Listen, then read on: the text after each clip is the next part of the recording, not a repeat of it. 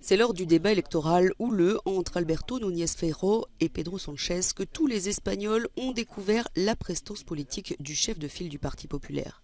Le leader de l'opposition espagnole, bien connu en Galice, est apparu comme une alternative au Premier ministre socialiste au pouvoir depuis 2018.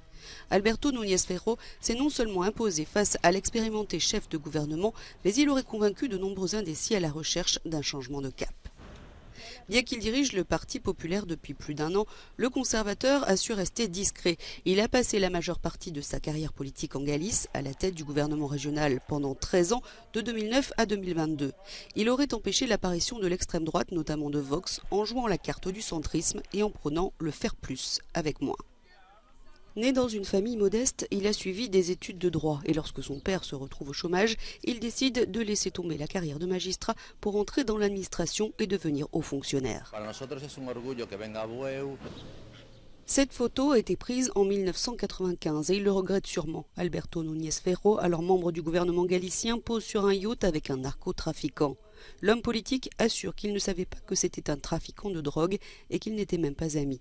Publiée pour la première fois en 2013, la photo est réapparue dans les médias dans la dernière ligne droite de cette campagne électorale.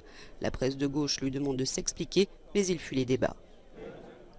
C'est en 2006 qu'Alberto Núñez Feijóo a pris la tête du Parti populaire en Galice et en 2009 qu'il rencontre sa compagne actuelle, une femme d'affaires galicienne, devient père et prend fermement les rênes du gouvernement régional.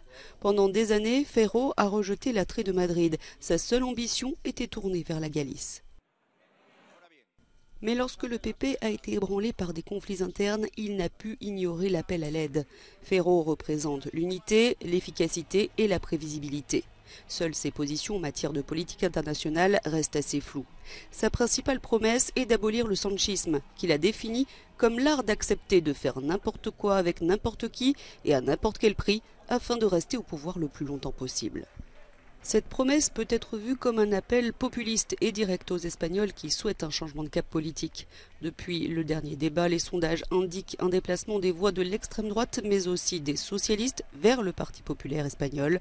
Comme il l'a fait en Galice, le conservateur Alberto Núñez Feijóo demande une majorité qui lui permette de gouverner sans contrainte ni surprise.